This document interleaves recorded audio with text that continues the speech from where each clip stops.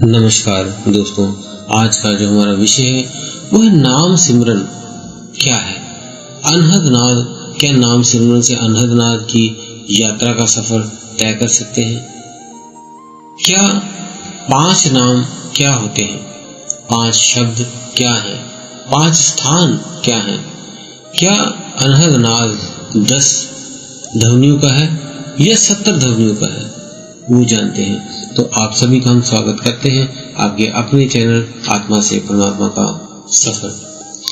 तो नाम सिमरन से अनहद नाद तक की उस रहस्यमय अनुभूति की ओर जिसे सुनकर आत्मा का जागरण होता है, ये कोई साधारण विषय नहीं। ये बहुत वह अनुभव है जो आत्मा को शरीर की सीमाओं से पार ले जाता है। नाम सिमरन क्या है? नाम सिमरन यानी परमात्मा के नाम का मन ही मन दोहराते रहे। ये नाम केवल उच्चारण नहीं बल्कि आत्मा की चेतना को जगाने की चाबी है। जैसे जैसे आप नाम का अभ्यास करते हैं वैसे वैसे आपका मन शांत होता है और भीतर के द्वार खुलने लगते हैं। तो नाम सिमरन के बहुत से नाम हैं। आप कोई भी अब देखते हैं बहुत से लोगों ने गुरु किए हैं, कुछ बिना गुरु के हैं, अलग अलग नाम जपते हैं। कोई सतनाम वाहेगुरु का नाम जपता है, कोई ओम नमः शिवाय का जपता है, कोई अकेला ओम का जाप करता है, किसी गुरु ने सोहम का जाप दिया है वो जाप करते हैं सोहम का, कोई निरंकार का जाप करता है, कोई अल्लाह का जाप करता है। तो सब अपने अपने मजहबों से, धर्मों के हिसाब से कोई ना कोई नाम जप करता है, या गुरु से लिया है या बिना गुरु के भी कई नाम जप करते हैं। तो उस सिमरन से आपके भीतर की ऊर्जा जागने लगती है, तो भीतर के द्वार मीन्स पट खुलने लगते हैं। तो अब वो 5 नाम जो है वो दीक्षा के बीच में सतगुरु अपने शिष्य को 5 रहस्यमय गुप्त बीज मंत्र देते हैं। ये नाम साधना नहीं, ये ध्वनि रूपी दरवाजे होते हैं। हर एक नाम का आकाशीय सतर पर प्रतिनिधित्व करता है। इन नामों को सार्वजनिक रूप से उजागर नहीं किया जाता क्योंकि इसका उच्चारण केवल गुरु से ही अनुमति के बाद करते हैं। अंतर यात्रा में उपयोग होती है, लेकिन अब बहुत से जगहों पे उन नामों को बता दिया गया है, तो आप वो नाम जान सकते हैं कौन कौन से नाम होते हैं। तो कुछ हम जैसे नाम बताए हैं उनमें से भी है। तो अब जानते हैं 5 शब्द और उनके 5 स्थान क्या हैं। तो 5 जो शब्द और स्थान जान लेते हैं। तो ये शब्द है सार शब्द, पहले बोलते हैं, जो कि जिसका स्थान होता है त्रिकुटी पर, मीन्स आपके 3rd आई पे, जिसे हम भ्रुकुटी के पीछे के स्थान पर हम बोल सकते हैं, स्थिति है इसकी। उसके बाद दूसरा है सार शब्द के बाद दूसरा है निरत शब्द, जो आपके क्राउन चक्र में सहस्त्रार दल कमल सिर के ऊपर के हिस्से में निरत शब्द का मतलब ध्वनि होती है, और इसका स्थान है आपका सिर के ऊपर में सहस्त्रार दल कमल, जिसे क्राउन चक्र भी बोल देते हैं, वो स्थान है। अब है तीसरा शब्द सोहम शब्द, ध्वनि है इसकी। ये सूक्ष्म ब्रह्मांड का की स्थिति को हम कहते हैं, जिसे शून्य मंडल भी हम कह देते हैं। इसके स्थान को शून्य मंडल भी कहा जाता है।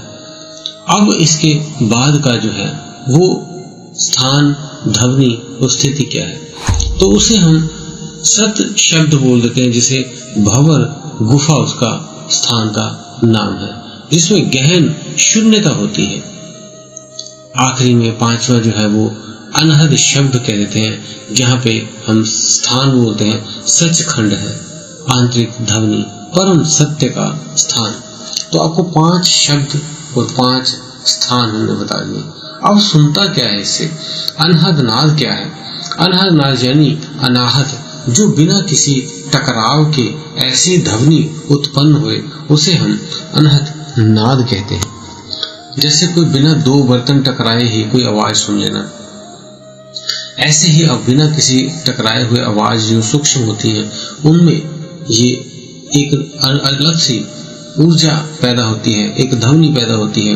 ये ध्वनि मुख्यतः 10 बताई जाती है, लेकिन अगर मेंसुरेशन पूरा किया जाए तो 70 ध्वनियों का ये विस्तार रूप है। 10 जो होते हैं ध्वनियां, जैसे झिंगुर की आवाज, घंटी की आवाज, वीणा की आवाज, शंख की आवाज, झरने की आवाज, अग्नि की लपट की आवाज, हवा की सीटी की आवाज, पक्षियों का कहकहाना, ऐसे धीरे धीरे ये आवाजें तेज और स्पष्ट होने लगती हैं। अब है कैसे ये 10 नाद से 70 नाद तक आप पहुंचेंगे। तो नियमित नाम सिमरन करें। सुबह ब्रह्म मुहूर्त में कम से कम 1 घंटा ध्यान करें। श्रवण पर ध्यान लगाएं। कानों के बीच की जगह पर ध्यान केंद्रित करें। किसी ध्वनि की प्रतीक्षा ना करें, सिर्फ प्रतीक्षा में शांत बैठे रहें। मन और कल्पना से मुक्त रहें। ये ध्वनियां आत्मा सुनाती है, मन नहीं। तो जो ध्वनियां आप सुनते हैं वह आपके आंतरिक सत्तर पर निर्भर करती है। मैं जब पहली बार सिमरन कर रहा था, कुछ नहीं हो रहा था। फिर एक दिन मेरे आंखों के सामने अंधेरा छाया और फिर एक मृदुल सी सीटी बजने लगी। उसकी आवाज आई। मैं चौंका नहीं, बस ये सुनता रहा, उस आनंद को अनुभव करता रहा।